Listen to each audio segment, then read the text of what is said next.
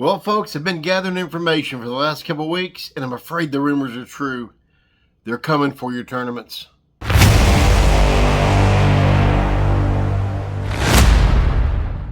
Now, let me bring you up to speed real quick. This all started out of the Army Corp of Engineers district office up in Delaware.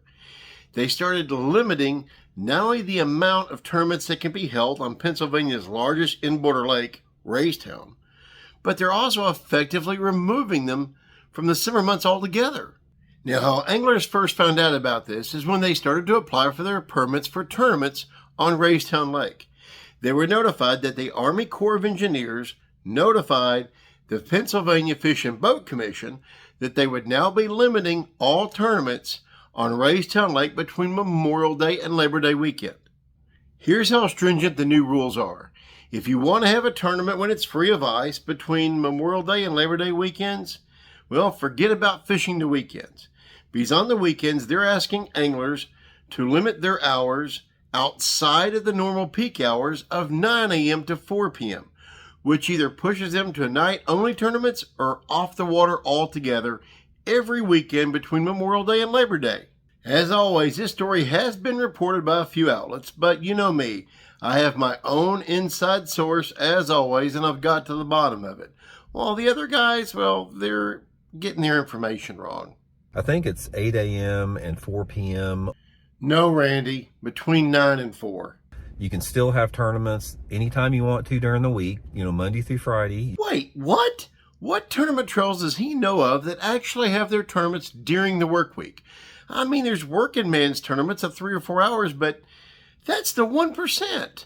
Well, at least we know it's not just co-anglers he hates. I guess he also hates folks that aren't independently wealthy and can't get out there during the work week and fish tournaments that don't exist. What I don't think people understand is that Pennsylvania is just the canary in the coal mine. How do I know?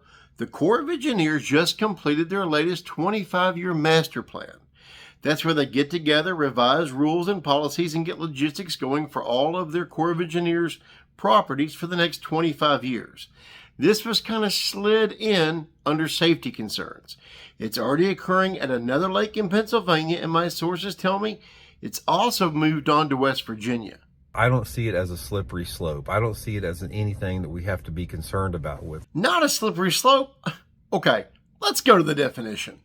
Slippery slope, an idea or course of action which will lead to something unacceptable, wrong, or disastrous. Yep, slippery slope. I think you're going to see stuff like this more and more moving in the future. Didn't he just say it wasn't a slippery slope? Which is it? Either way, folks, help us spread the word. We have to let the Corps of Engineers know that we as tournament anglers can't stand for this. You might ask, why is this such a big deal? Well, because 43 out of the 50 states here in the United States have a Corps of Engineers property within their borders. What does that mean? It means it's coming to your back door next. So yeah, it's a pretty big deal. I don't think it's that big of a deal. Well, Randy, the rest of us do. Well, folks, like the Corps of Engineers, I'm shutting this one down. So please do me a favor and help support the channel. Leave a comment, like, share, subscribe, even become a member. But get out there to your nearest Corps of Engineers, lakes or river.